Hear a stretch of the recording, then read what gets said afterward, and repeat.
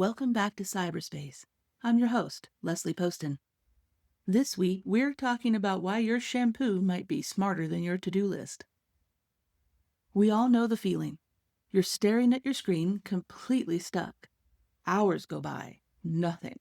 Then suddenly, while shampooing your hair or unloading the dishwasher, the solution pops into your head like it was waiting for you the whole time. That burst of clarity, that moment of, oh, that's it, is more than just a quirky human experience. It's a window into how insight works. There's a reason we call them shower thoughts. It's a real thing. You're doing something automatic. Rinsing, scrubbing, walking or driving. Your body is engaged, but your mind is drifting, and suddenly, there it is. The perfect idea. A creative breakthrough, or the exact right words for that thing you were trying to say to someone earlier. These moments can feel magical, but they aren't random. They're your brain working differently in a specific mode that fosters creativity and problem solving. This episode is about the moments when your brain surprises you with brilliance, usually when you least expect it. We're diving deep into what that insight is, how your brain generates it, and what it has to do with daydreaming, dopamine distractions, and yes, the shower. We'll also talk about how modern life is kind of killing off these moments and how we can bring them back. Psychologists define insight as a sudden, novel understanding or solution that seems to appear out of nowhere. It's a cognitive event where your brain restructures a problem or concept in a new way. Insight is different from analytical thinking, which is both linear and conscious. With analytical problem solving, you methodically work through steps, building toward a solution piece by piece. You can usually explain your reasoning as you go. Insight, by contrast, arrives in a flash. It feels automatic, emotional, and often even physical. One moment you're stuck, and the next moment the answer is simply there, fully formed and obviously correct. Researchers have studied insight using tasks like the Remote Associates test, where participants link seemingly unrelated words like pine, crab, and sauce, and are asked to find a fourth word that connects them all. The answer, apple, creates that satisfying click of recognition when it hits you. If you've played games like the New York Times Connections game, this might feel familiar as they gamified similar concepts to create it. Using EEGs and fMRIs, those same researchers found that just before people have an insight, their brain shifts into a specific pattern. It's like the brain quiets down in one area and lights up in others. It happens fast and it feels final. What makes these moments so distinctive is their emotional signature. That aha feeling isn't just psychological decoration, it's actually your brain's way of marking important cognitive breakthroughs, flagging solutions that feel both novel or new and correct. But here's the key. Insight doesn't just show up because you tried harder. It shows up when you stop trying so hard. When you're resting, not focused on any task and just letting your thoughts drift, a group of brain regions called the default mode network kicks in. The DMN, as it's called, is responsible for internal thought, daydreaming, imagining the future, reviewing old memories, and even talking to yourself in your head. For decades, neuroscientists focused on what the brain does when it's actively engaged in tasks. But researchers started noticing something curious. When people weren't doing anything in particular, when their minds were allowed to wander, this specific network of brain regions would light up intensely. The DMN is a connector. It helps different pieces of information recombine in creative ways. When you're not focused on solving a problem, the DMN quietly works in the background. It's linking new ideas to old memories. It's blending fragments of experiences and building new mental models. This network includes regions that specialize in what researchers call mental time travel, remembering, planning, making connections between ideas that might never have met in a more focused state of mind. And this is why your best ideas arrive during periods of rest. Your brain isn't idle, it's working on your behalf in a more diffuse, playful way. Studies have shown that during periods of mind wandering, the DMN is highly active, and this isn't zoning out, it's insight incubation. In another study, neuroimaging work with highly creative individuals found that their brains showed particularly strong DMN activity during creative tasks. When writers, artists, and inventors were asked to come up with original ideas, their default networks were firing intensely. The shower, as it turns out, is the perfect DMN activator. You're engaged in a simple routine activity that doesn't demand much conscious attention. Your mind is free to wander, to make those loose associations and unexpected connections that are the hallmark of creative insight. When you hit a mental wall and then take a break, your brain doesn't stop working on the problem, it just changes how it's doing the work. This process is called incubation. It's the reason stepping away from a tough problem usually helps to solve it. The concept goes back to Graham Wallace's 1926 model of creativity, but what seemed like folk wisdom a century ago now has solid experimental backing. New research consistently shows that even short periods of rest or engaging in a low-demand task like folding laundry can improve problem solving. Even brief periods of incubation, sometimes just a few minutes, can lead to significant improvements in creative thinking. This is something that meditation is good for as well. During incubation, your brain continues sorting through possibilities, but without the pressure or narrow focus that blocks insight. Your conscious mind stops trying to force a solution, but your unconscious mind keeps working. It's sifting through memories, exploring unusual associations, testing potential connections without the constraints of deliberate, logical thought. And here's what's important. It wasn't just any break that helped in these studies. It specifically was breaks that allowed the mind to wander. Participants who did demanding tasks during their breaks showed no incubation benefit, but those who did simple, boring tasks that allowed their minds to drift showed significant improvements in creative problem solving. Insight often requires not just new information, but a relaxed mental environment where that information can be restructured. Incubation makes space for that. When a promising solution emerges from this unconscious processing, it bubbles up into consciousness as that sudden aha moment. This means that walking away from a problem is not giving up. It's a sophisticated cognitive strategy.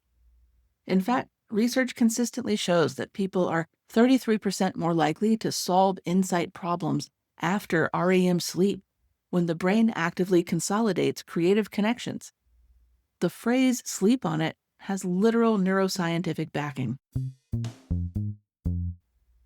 One reason insight likes the shower? Dopamine. That feel-good chemical is linked to cognitive flexibility, your brain's ability to make unusual connections. Warm showers, walks in nature, quiet rituals, they all raise dopamine levels in gentle ways. When you're in a warm shower, several things happen simultaneously. The hot water is mildly pleasurable, which causes a gentle release of dopamine. You're engaged in a familiar, automatic routine that doesn't require too much cognitive effort. You're temporarily isolated from external demands and distractions, and you're in a relaxed, low-stress state. This combination is neurochemically perfect for insight. Dopamine doesn't just make you feel good, it enhances cognitive flexibility, which is critical for the kind of broad, associative thinking that leads to creative breakthroughs. Martindale and others have shown that when dopamine is flowing, people are more likely to engage in associative thinking. That's when your ideas bounce around more freely, leading to unexpected combinations. Stress, on the other hand, restricts this. When you're anxious or under pressure, your thinking narrows. Insight needs room to move. A relaxed state allows your brain to scan widely and pull together distant concepts. And that's the magic mix, a mind at ease with a little dopamine boost. There's also something important about the level of arousal during these moments. You're alert enough to think, but not so stimulated that your attention becomes narrowly focused. This moderate level of arousal seems to be optimal for what psychologists call defocused attention, a state where your mind can make loose, unusual connections between ideas. The shower also provides what researchers call soft fascination, gentle sensory input that's interesting enough to be pleasant, but not demanding enough to capture your full attention. The sound of water, the warmth, the simple physical motions all create a kind of meditative state that's conducive to insight. Neuroscientists have found that just before those insight moments, people show increased alpha wave activity, the same relaxed brainwave state associated with meditation and, yes, that blissful shower feeling. Have you ever walked away from a difficult conversation only to come up with the perfect reply or come back 10 minutes or 3 hours later, or even in the shower the next day? That is not a character flaw, it is a cognitive pattern. Stressful interactions activate your fight or flight system. Your body floods with cortisol. Your mind narrows to survival mode. The parts of your brain that handle complex thought get a little quiet. You're not dumb in the moment, you're focused on staying safe or getting through it. During that heated conversation, your nervous system is in a state of mild activation.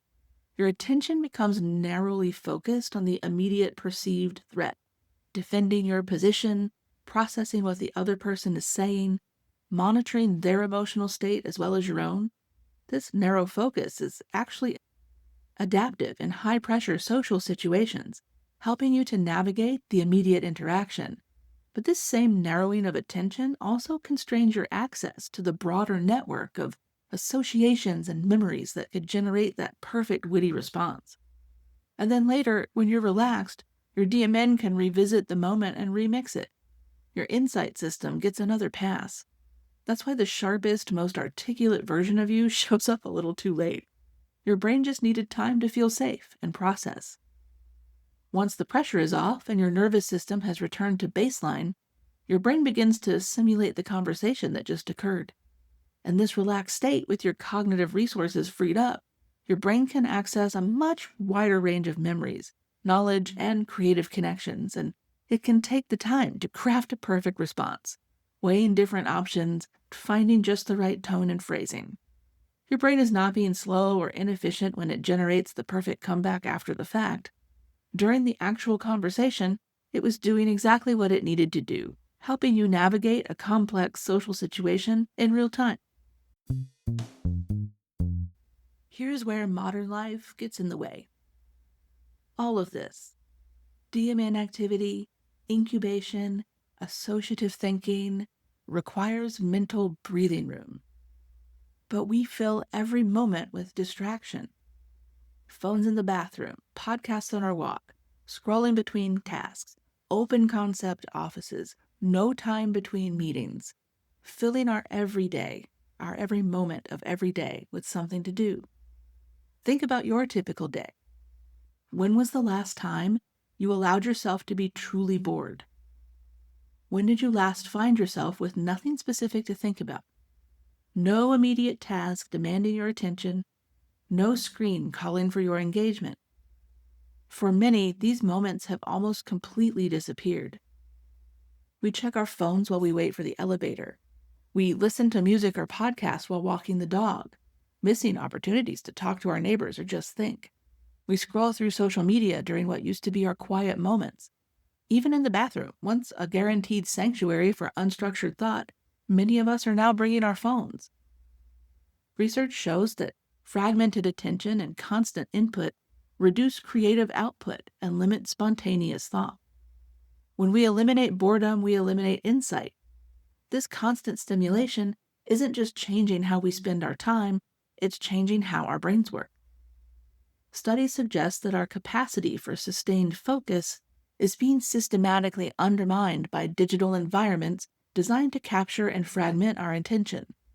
When your attention is constantly being pulled in different directions, your brain never gets the chance to settle into those deeper states of processing that generate creative breakthroughs.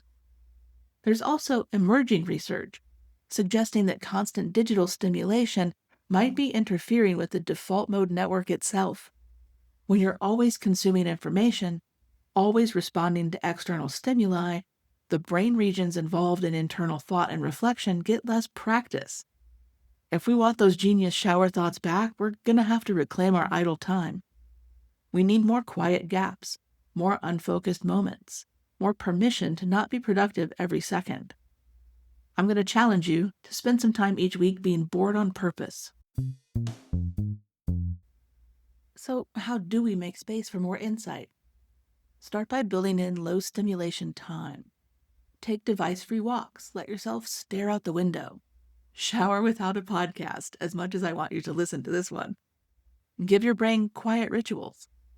And going back to me telling you to be bored on purpose, truly embrace boredom. This might be the most important advice I can give you. In a culture that treats boredom as a problem to be solved immediately, learning to sit with unstimulated mental space becomes a radical act. Try this. Next time you're waiting somewhere, resist the urge to pull out your phone. Let your mind wander, and notice what thoughts arise when you're not feeding your brain constant input. Try journaling, doodling, or daydreaming. Let your thoughts wander without trying to pin them down. Insight likes a gentle nudge, not a command. Build regular, unstructured time into your routine. This could be that daily walk without podcast or music, or time spent in your garden this summer, or maybe do your dishes without any background entertainment, or just sit quietly somewhere in your house or outside with a cup of coffee in the morning. And don't read, don't listen to anything, don't talk. Create rituals around problems you're trying to solve. When you're stuck on something important, try spending focused time thinking about the problem, gathering relevant information, and exploring obvious solutions, and then deliberately step away. Go take that shower, go for a walk, or do something completely unrelated. Give your unconscious mind permission to take over. Protect your boredom like you protect your calendar. We talked about protecting our calendar in our episode on why meetings suck, but it applies here too. Your best ideas often come when you're not trying to think at all, when your mind is allowed to roam, when you're rinsing shampoo and suddenly there it is. Pay attention to your personal insight patterns. Like some people get their best ideas while exercising on the treadmill, others while doing repetitive tasks like folding laundry, and still others during that transition period between sleep and wakefulness. Notice when and where you have your own aha moments, and try to create more opportunities for those conditions. Your brain is much smarter than you give it credit for. Sometimes the most productive thing you can do is nothing at all.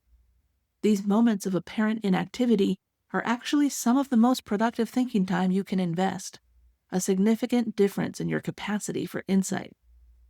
Engage in activities that naturally promote the kind of relaxed associative thinking that leads to creative breakthroughs. This might include spending time in nature or engaging in creative hobbies, practicing meditation or mindfulness, or, again, taking those long aimless walks. But most importantly, trust your process. When you step away from a problem, you're not giving up. You're engaging a different kind of intelligence. Your brain is continuing to work on the problem in ways that conscious effort simply cannot match. Those moments of apparent inactivity are actually some of the most productive thinking time you can invest. And remember, insights can't be forced, but they can be invited. By creating the right conditions, the mental space, the relaxed attention, the freedom from constant stimulation, you're rolling out the welcome mat for your brain's most creative capacities. Your next great idea might just be a shower away. So there you have it. The science behind why your best ideas arrive when you're shampooing your hair instead of sitting at your desk, frantically trying to think of something brilliant. Insight isn't magic. It's your brain doing sophisticated background processing when you give it the space and conditions it needs to work. So the next time someone tells you that you're just procrastinating by taking a walk or stepping away from a problem, you can tell them that you're actually engaging in a scientifically validated cognitive strategy.